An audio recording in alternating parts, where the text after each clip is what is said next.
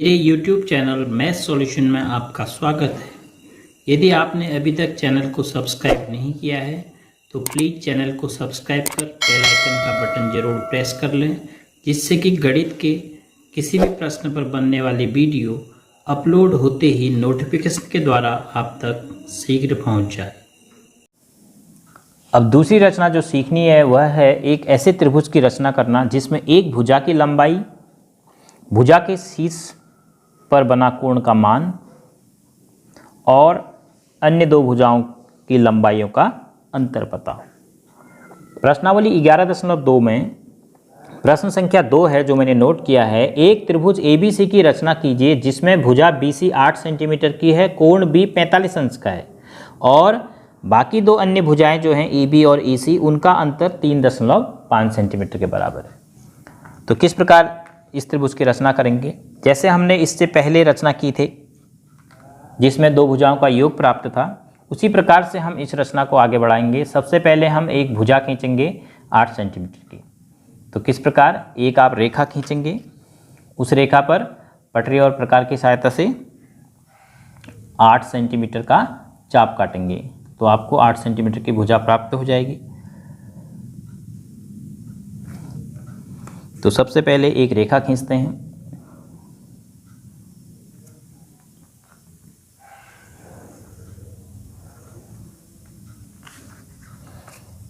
रेखा पर एक कोई बिंदु निश्चित कर लेते हैं। इस बिंदु का नाम रख देंगे हम B। यहाँ पर हम 45 अंश का कोण बनाएंगे और BC है 8 सेंटीमीटर। तो पटरी और प्रकार की सहायता से 8 सेंटीमीटर हम प्रकार में भर लेंगे।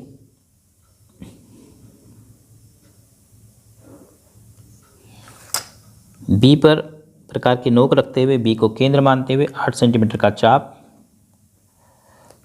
काटेंगे। जहाँ पर चाप ने रेखा को काटा उस बिंदु का नाम रखेंगे हम C, क्योंकि B से बिंदु C की दूरी है 8 सेंटीमीटर।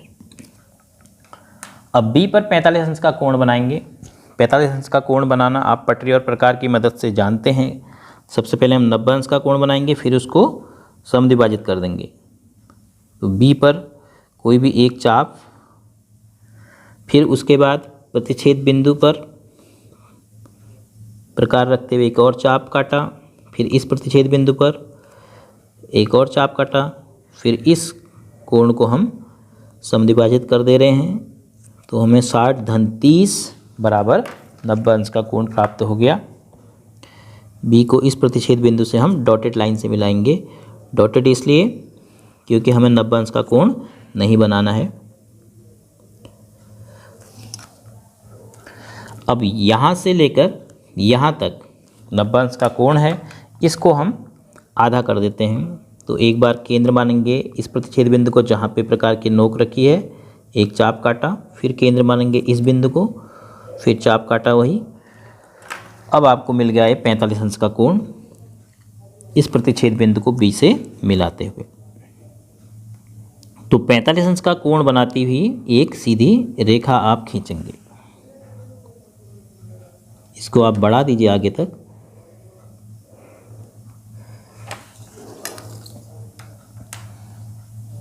अब इसके बाद दो भुजाओं को जो अंतर दिया है 3.5 सेंटीमीटर, 3.5 सेंटीमीटर का चाप केंद्र B मानते हुए आप खींचेंगे इस रेखा पर, जो रेखा 45 अंश का कोण बना रही है।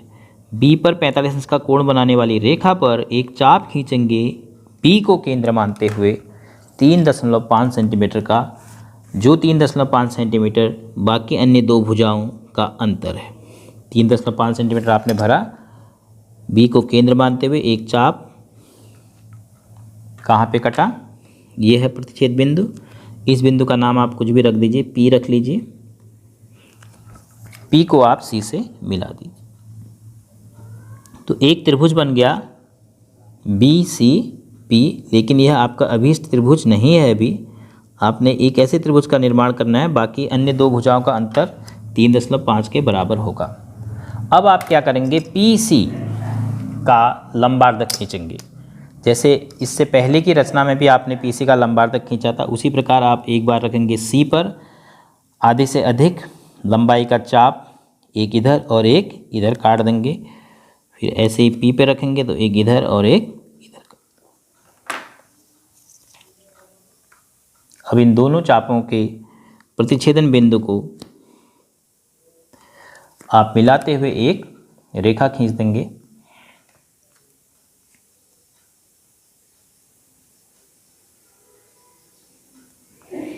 और यह रेखा 45 अंश के कोण बनाने वाली रेखा को जिस बिंदु पर प्रतिच्छेद करेगी वह बिंदु ही आपकी त्रिभुज का तीसरा शीर्ष होगा,